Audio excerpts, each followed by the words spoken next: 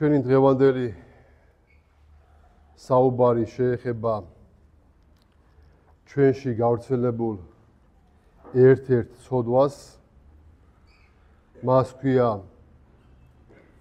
ცილის წამება,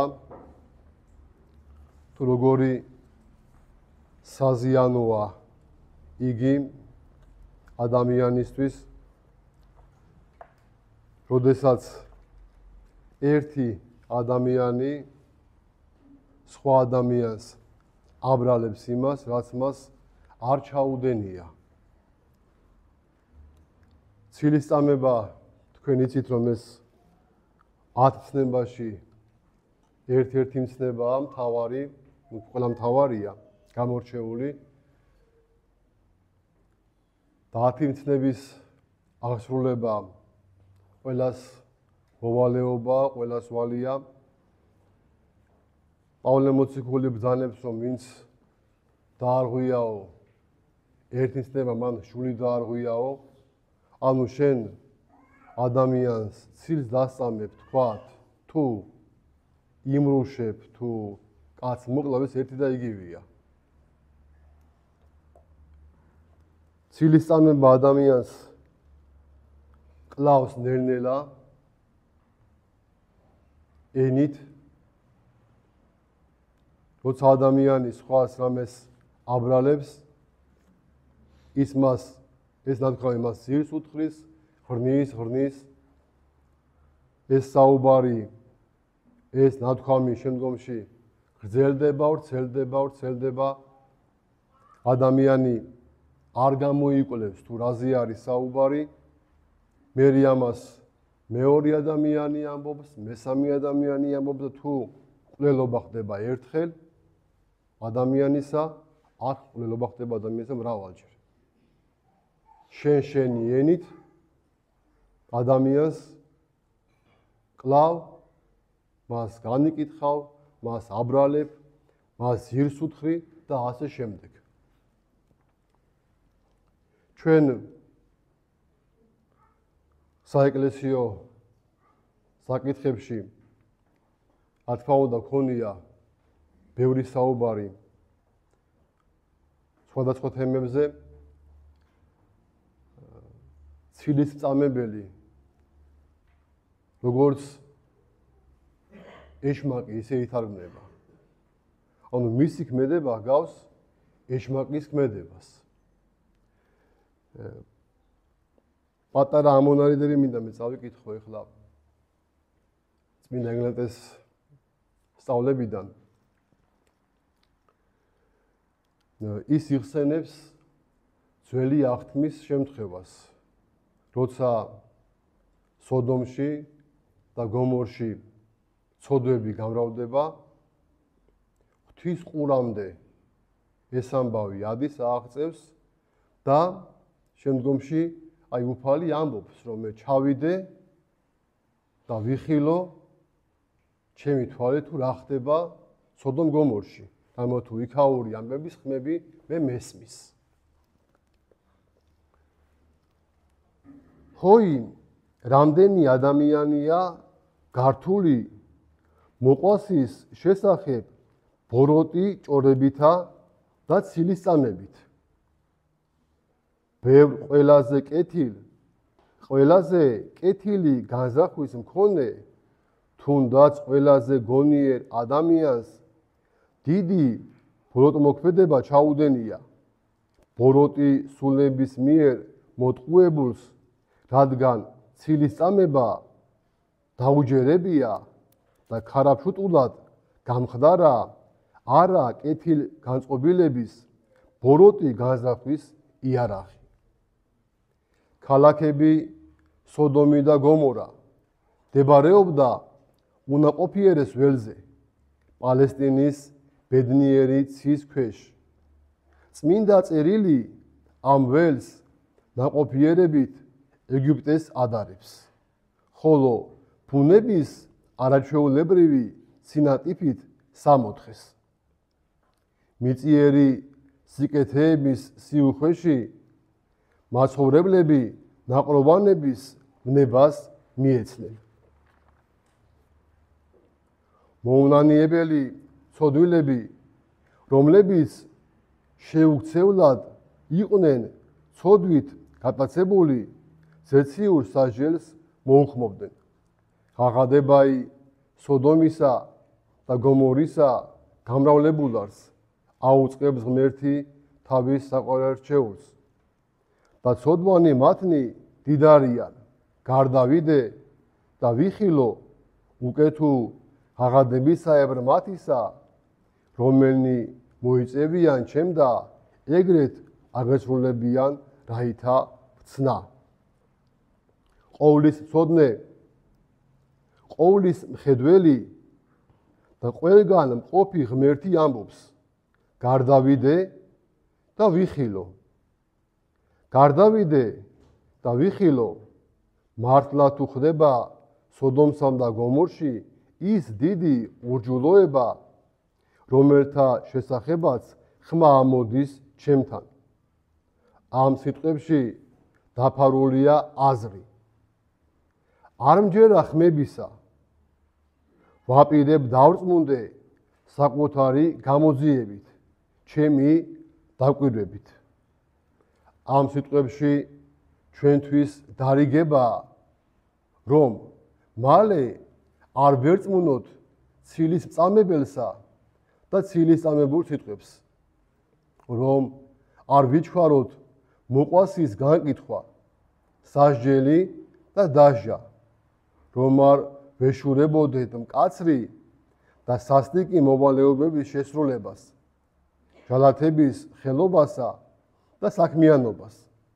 მანამ სანამ ჩვენ თვითონ არ დავინახავთ დანამდვილებით, არ გავიგებთ, რაში ადანაშაულებენ ჩვენს მოყვას.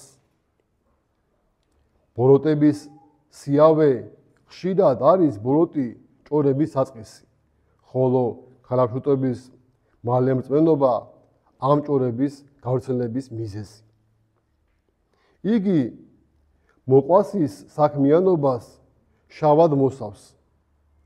ამ საქმიანობით თვალთმაგცურად ბრკოლდება, თვალთმაგცურად განიკითხავს მას, რათა საკუთარი საქმიანობა ნათლად წარმოაჩინოს. სიფხიზლეა საჭირო, სიფრთხილეა საჭირო, საჭიროა ღვთისგან ნაბრძანები, სამართალი, რომ სიცრუე ჭეშმარიტებად არ მივიღოთ. არსებობა არარსებულს არ მივანიჭოთ, რათა უმნიშვნელო უზარმაზარად არ იქცეს და მისაწევებელი მიუტევებლად. ბოროტი ჭორი საკუთარი სამართლით უნდა გადამოწდეს. ამის სასწავლებლად ღმერთი თავის ღვთაებრივ მოქმედებას მაგალითად წარმოგვიდგენს. ღაღადებაი სოდომისა და გომორისა ამბობს იგი, გამრავლებულარს და ცოდვანი მათნი დიდარიან, გარდავიდე და ვიხილო უკეთუ ღაღადებისაებრ მათისა, რომელნი მოიწევიან ჩემ და ეგრეთ აგეცრულებიან რაითა ვცნა. როგორც ყოვლის მხედველმა მან ზუსტად იცოდა სოდომელთა და გომორელების ცოდვები, მაგრამ თავს იდევს მოქმედებას, რომელიც შეზღუდული არსებისთვის არის დამახასიათებელი, რათა ჩვენი შეზღუდულობის შესაბამისად ვიქმნიდოთ და არ მივიტაცოთ შეუზღუდავი არსებებისთვის შესაბამისი მოქმედება, რომლის სმენაც და მხედველობაც არ შეიძლება იყოს მცდარი, რომელიც არ ექვემდებარება მოტყუებასა და მოხიბლოს. სოდომის ღაღადების მოსმენის შემდეგ ღმერთი მაშინვე არ იშვერს ხელს სასჯელისკენ. სასჯელს წინ უმძღვარებს საქმის უზუსტეს გამოძიებას. თუმცა საქმე გამოძიების გარეშეც მისთვის უზუსტესად ცნობილია. ასეთია ჩვენი დაცემული ბუნების თვისება. ჩვენი ცოდვისათვის ვეძებთ შეწყალებას და წყალობას. მოყავს ის ცოდვებისთვის ზღვევასა და სასჯელს. საჭიროა ყურადღება და სიფრთხილე. საჭიროა სიფხიზლე თვით საკუთარი თავის მიმართ. არ განსაჯო შენი შეხედულებისა და მოსაზრების მიხედვით, რომელიც ჩამოყალიბებულია ცილისწამებით, მოსმენითა და ჭორით. შენი საკუთარი ზედაპირული დაკვირვებით არამედ მიბაძე ღმერთს, რომელმაც თქვა, ღაღადება ის სოდომისა და გომორისა გამრავლებულარს და ცოდვანი მათნი დიდარიან. გარდავიდე და ვიხილო, უკვე თუ ღაღადებისაებრ მათისა, რომელნი მოიწევია ჩემ და ეგრეთ აღესრულებიან რაიცა ცნა.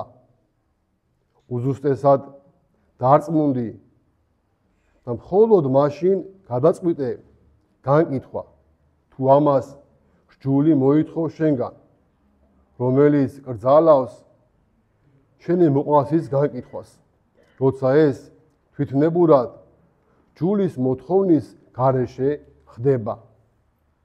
შურმა, სიძულვილმა და ცილისწამებამ ადამიანთა საზოგადოებას უდიდესი მართლები თავად ღმერთკაცი წარმოუჩინა უდიდესი ბოლმოქმედის სახით.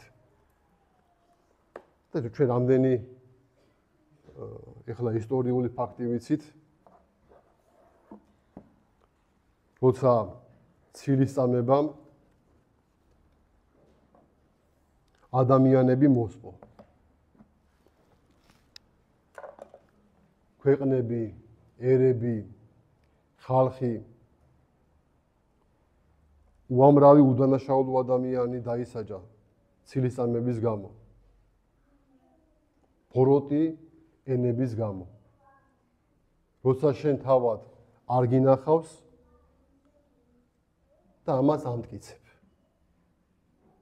ნახეთ, როგორი ამბავი იყო მოყვანილი. ყოვლის მხედველი ღმერთი, რომელიც ყველაფერს ყველგან ხედავს. ეს იქნება ჯურღმული, სიბნელე თუ სხვა რამ.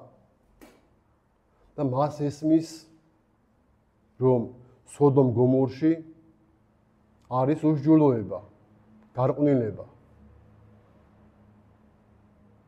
და ამბობს, ჩავალ და ჩემი თვალით ვნახავ, მართლა ასია თუ არა. და აი განმარტებული რომ ეს არის ჩვენთვის სწავლება.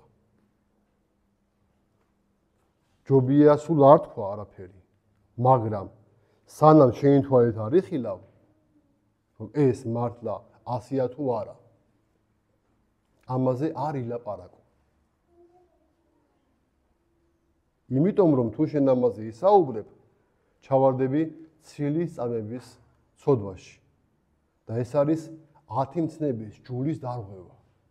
შენ გინდ გიმრუშია, გინდ კაცი მოგიკლია და გინდ ცილი დაგიწამები ადამიანს. თითქოს ჩვენი დღევანდელი საუბარი, გუშინდელი საუბარის გაგრძელებაა. ჩვენ გუშინ ვისაუბრეთ, რომ განცხადებულად უკვე იყო თქმული და მამა არჩილი მინდიაშვილი, რომელიც ცნობილი მოძღვარია, მხატაგებელია, ასაკიანი მოძღვარი ბრძანდება, ცილს წამებს მე ჩემ თავს შევიყვან აი ამ ჯგუფში, ეგრეთ წოდებულში. როცა ამბობს, რომ ჩვენ თითქოს ვემზადებით, რომ როცა რაღაცა სიო დაბერავს ეკლესიაში, წავიდეთ, ღმერთო დაგვიფარე. განხეთქილებაში წავიღოთ ეკლესიები და წავიყვანოთ ხალხი. გუშინ ითქვა და კიდე ვიმეორებ. ამას სჭირდება დასაბუთება. როცა შენ მოზღვარი ადამიანს ცილს წამებ და ნახეთ როგორი საკვირველია ცილის წამება არის მომხდარზე კომენტარი რაღაცის და ეს ჯერ არ მომხდარა შეიძლება მოხდეს და უკვე იმაზე ლაპარაკობ რა ჯერ არ მომხდარა ეს შეიძლება ესე მოხდეს და ამათმა ეს ქნან და თუ არ მოხდა აი შენი ნათქვამი მე სად მიდის სასულიერო პირი ხარ ბევრი ადამიანი გისმენს აი რამდენი შეიძლება დაბრკოლდეს შენი ნათქვამით ხო ჩვენ ხო აი ერთი ეკლესიის შვილები ვართ ხო ერთმანეთს ვეხმარებით სიმძიმის ტვირთვაში ქრისტიანობისა ხო პავლე გონება ერთმანეთის სიმძიმე იტვირთეთო შენ როცა აი ადამიანს უნდა უმსუბუქებდე რაღაცა უყავებდე მე მას ჭკუას არ ვარიგებ ჩემი აზრია დამოკიდებულება ესეთი და შენს მოყვა შენაირი მღვდელზე ამბობ ეს როდესღაც როცა სიომრებს გავა განხეთქილებაში რამდენს აპყოლებ ამითი ვიღაცამ რომ დაეჯეროს ეს ნათქვამი და მანაც იგივე თქვას ხვალ ზეგ მაზეგ და აი თქვათ ახალმოსული ვაიმე სად მოვედი დაბყოლდა და წავიდა ეკლესიიდან აი იმის სულის დაღუპვა ვისი ბრალია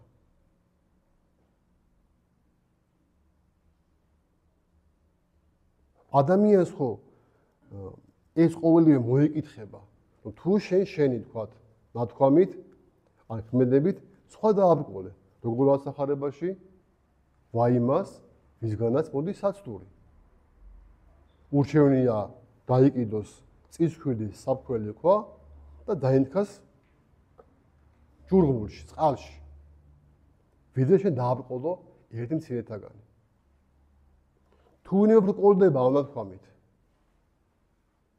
და ბევრი ბრკოლდება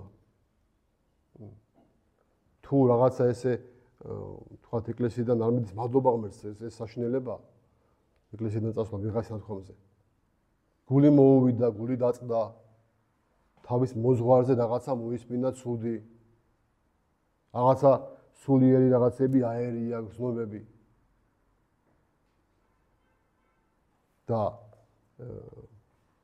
მისი ნათქვამი რომ გამართდეს მამა არჩილისა მან უნდა დაასაბუთოს მაშინ მე კიდევ მინდა გავიმეორო ჩვენ თქვათ აი რომელ ნაწერში რომელ ქადაგებაში რომელ საუბარში ვამბობთ რომელიმე ჩვენთაგანი რომ სიოს მობერვის დროს რომელიმე აპირებს ეკლესიიდან წასვლას და მრევლის წაყვანას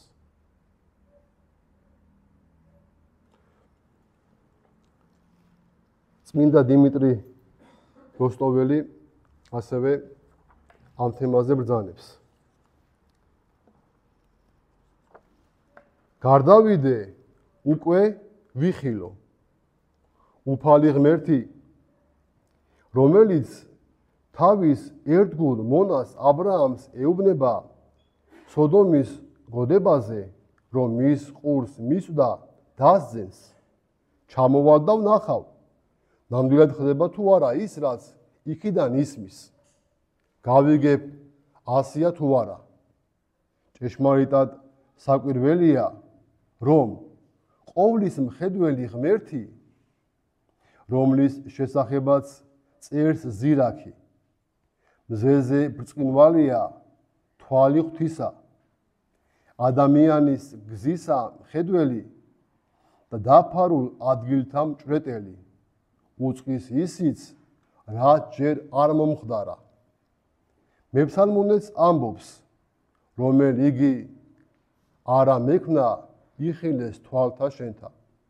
ჩვენი მეუფე ასეთი გამჭრიახი, უფსკულთა მხედველი, გულის თქმათა და ფიქრთა მცნობელი, მხედველი იმისა, რაც ხდება დაფარულ ადგილებსა და ღამის სიბნელეში თითქოს და ყოველივე დღისით ხდებოდეს ამბობს არ მჯერა გაგონილის არამედ წავალ ვნახავ ისიაკი სინამდვილეში როგორც სოდომელებისგან ისმის წავალ ჩემი თვალით ვხედავ და როცა დავრწმუნდები სასჯელს დავატეხ. რატომ? განა აუცილებელი იყო თავად ყოვლის მხედველი ჩამოსულიყო ზეციდან, რათა სოდომელთა საქმეები ენახა? არა. მაგრამ ეს არის სწავლება ჩვენთვის, რათა მყისიერად არ დავიჯეროთ ცილისწამებისა, რათა არ განვიკითხოთ და სასჯელი არ მივაგოთ იქამდე, ვიდრე მომხდარზე სიმართლეს არ შევიტყობთ. სულმოკლეობა იქნება, თუ კი ცილის წამებისას დავიჯერებთ, დანამდვილებით არ გვეცოდინება არის თუ არა სიმართლე ის, რასაც ადამიანზე ამბობენ და გავბრაზდებით. წმინდა იოანე ოქროპირი ბრძანებს. შენი შეხედულების მიხედვით ნუ განსჯი, ვიდრე სიმართლეს არ გამოიძიებ. მურავის დასდე ბრალს, შობს მიბაძო უფალს, რომელიც ამბობს, გარდავიდე უკვე და ვიხილო. ასევე ამბობს წმინდა გრიგოლ დიოლოგოსი. ღმერთმა, რომლის წინაშე ყოველივე ღია და განცხადებულია, სოდომელები არა გაგონილის, არამედ ნანახის საფუძველზე დასაჯა.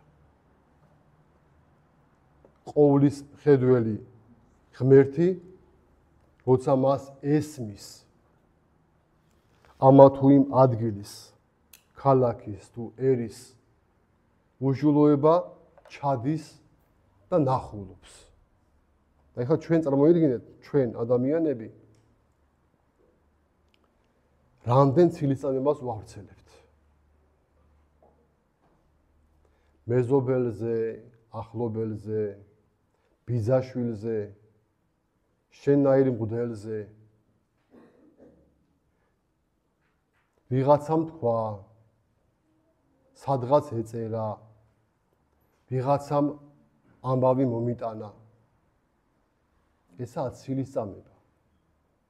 მე ამას სხვას ვერაფერს ვერ უწოდებ და ძალიან სამწუხაროა, რომ ეს ჩვენი მამა არჩილი, გამორჩეული მოძღვარი, ასაკიანი მოძღვარი, ხადაგებელი მოძღვარი.